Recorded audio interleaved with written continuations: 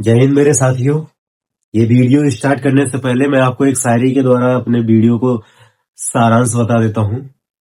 वो शायरी ये है कि यकीन टूट गया, गुमान अभी बाकी है।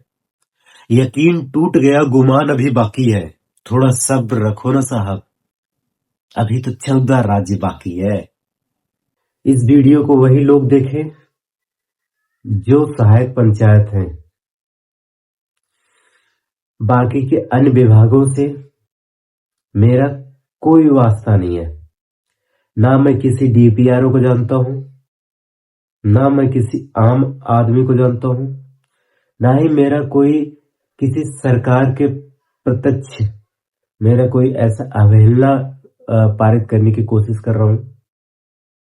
मेरा ये वीडियो बनाने का एक ही मकसद है कि मैंने क्यों इस्तीफा दिया अपने पंचायत सहायक पद से। उसका सबसे बड़ा कारण यह है कि मैं अपने व्यक्तिगत कारणों की वजह से मैं शहर में बाहर चला आया कमाने के लिए।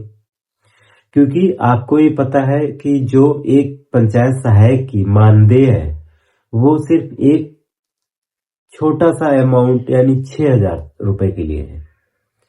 आज की डेट में महंगाई देखो कितनी बढ़ गई है।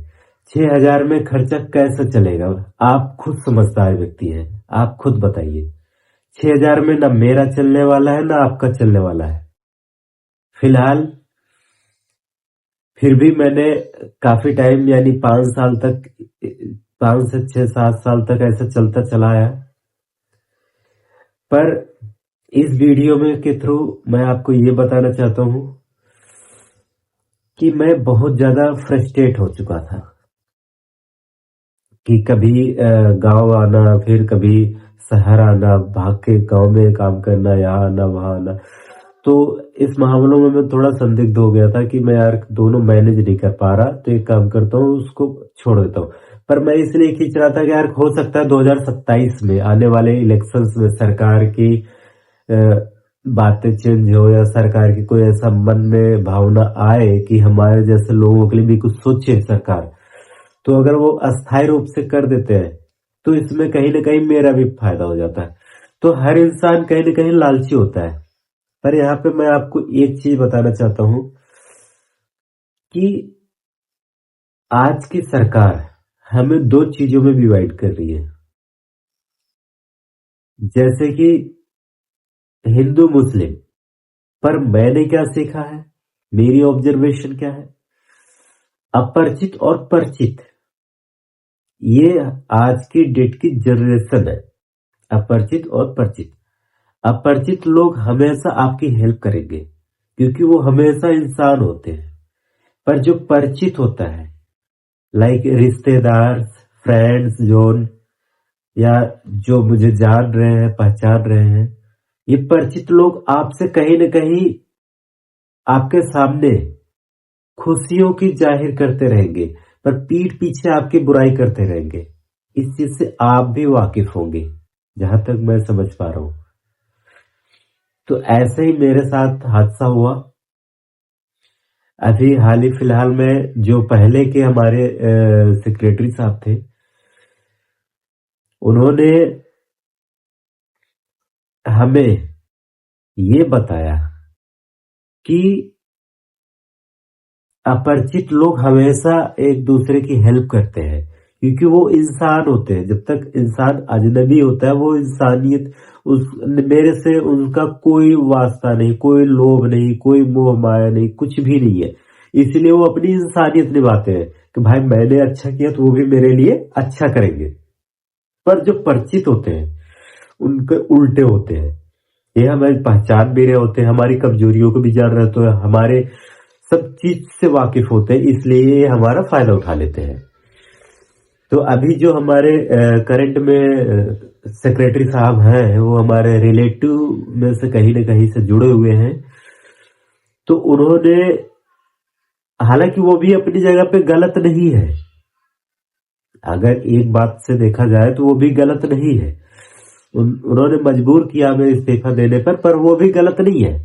पर सवाल ये उठता है कि क्या वो सेक्रेटरी, पहले वाले सेक्रेटरी सही थे या अब वाले सेक्रेटरी सही है?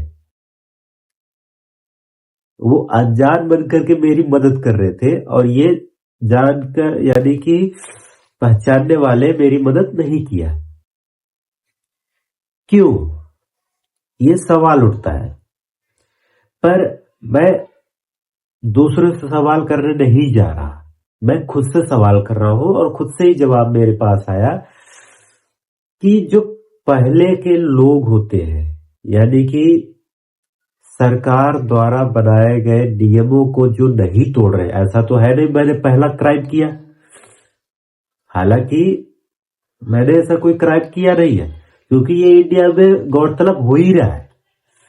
मैं कोई नया नहीं हूं या मैं कोई अलग से नहीं बन के आया हूं, आपको भी अच्छे से पता है इंडिया में क्या हो रहा है क्या नहीं हो रहा है, ये सब आपको सब पता है। पर वही है, आवाज उठाना नहीं चाहता कोई।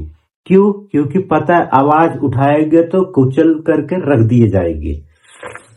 हम आम आदमी हैं, हमें कभी भी कहीं भी कुचल दिया जाएगा, किसी को कोई खबर नहीं। जैसे एक राजनेता होगा, कोई एक एक्टर होगा, उनको कुचला जाएगा तो मीडिया सवाल जवाब करेगी, क्योंकि उनकी एक इमेज बनी हुई है हमारे इंडिया में या अलग अलग देशों में। पर मेरी क्या इमेज है? कोई इमेज नहीं, सिर्फ मेरे घर वाले जानते हैं, इसके अलावा मुझे कोई नहीं जानता। अगर मेरे को कुचल भी दिया जाएगा तो कोई किसी को फर्क नहीं पड़ेगा, घर वाले जाएंगे 2-4 दिन थाने में चलेंगे, घूमेंगे टहलेंगे फिर चले आएंगे। उन्हें ये आश्वासन दे दिया जाएगा 2-4 लाख का मुआवजा, जो कि एक रेंटल की जगह आपको दे दिया जाएगा और आप उनका परिवार शांत होकर के बैठ जाएगा, मामला खत्म। और ऐसे न जाने कितने केस अभी हो रहे हैं, हाल ही फिलहाल में ऐसे पड़ रहे हैं। अभी मैं नोएडा का केस उठा लूं, नोएडा में मैं भी जॉब कर रहा था, है ना? कहीं न कहीं वो अपनी सैलरी के मुद्दे उठाए उन्होंने। अब उसमें उन्होंने मीडिया वालों ने क्या किया, पाकिस्तान से लिंक करा दिया, मामला संदिग्ध हो गया।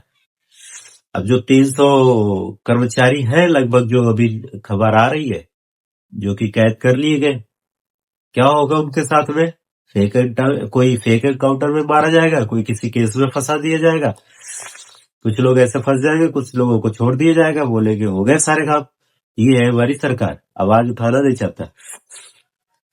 तो इस पर मैं एक सवाल उठाना चाहता हूं। खैर कोई नहीं, उन्होंने जो किया ठीक किया, मेरा इस्तीफा देना सही था या गलत था ये आप लोगों की राय है, पर मेरी नजर में ही मैं गलत था।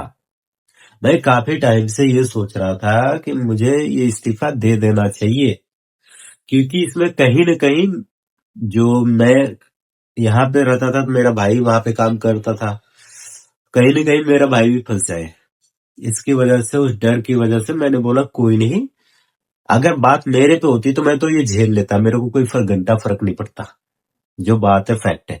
क्योंकि मैं वैसे भी कैदी बन करके जीवन जिंदगी जिया हूं, आप मेरे बारे में नहीं जानते, पर मैं अपने आप को बहुत अच्छे तरीके से जानता हूं कि मैंने अपनी 25 वर्ष की जिंदगी मैंने कैसे जिया है, ये मुझे पता है, आपको नहीं पता होगा। तो बेहतर होगा कि आप अपना सुझाव, अपना राय अपने पास रखें।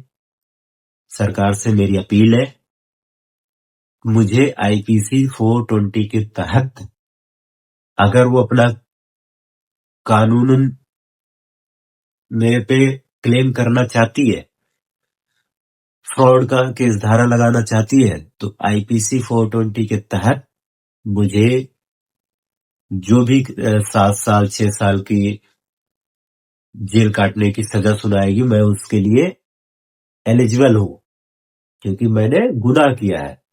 लेकिन क्या मैं वो पहला शख्स हूं जो ये गुनाह मैंने किया? हालांकि उन्होंने मुझे सैलरी भी नहीं दिया, जब काम भी कराया, सैलरी भी नहीं दिया, पर मैंने सवाल नहीं उठाया, क्योंकि मुझे पता था मैं गलत हूं अपनी जगह पे। उन्होंने आधी सैलरी दी, आधी सैलरी नहीं दिया, मैं गलत हूं, इसलिए मैंने सवाल भी नहीं उठाया। भाई मुझे सैलरी नहीं चाहिए, मुझे अगर अस्थायी उन्होंने बनाना है, अस्थायी बना देंगे तो मैं अस्थायी हो जाऊंगा, पर मैंने सैलरी के लिए कभी सवाल नहीं उठाया, जवाब नहीं मांगा कि भाई मुझे सैलरी क्यों नहीं मिल रही, क्योंकि मुझे पता है मैंने गलत किया है। तो इसमें आपसे सवाल मैं पूछना चाहता हूँ, अगर मैंने गलत किया है तो मुझे सजा मिलनी चाहिए या नहीं, ये आप अपना कमेंट में जरूर बताना। खैर कोई नहीं, मिलते हैं एक दूसरे वीडियो के द्वारा। अगर जिंदा रहे तो दोबारा मिलेंगे, नहीं रहे तो फिर बात खत्म। तो इसी से अपने बात को खत्म करने से पहले मैं आपको 2 लाइनें और बता देता हूँ। वो लाइनें ये है कि ये यकीन टूट गया, गुमान अभी बाकी है। जय हिंद मेरे साथियों।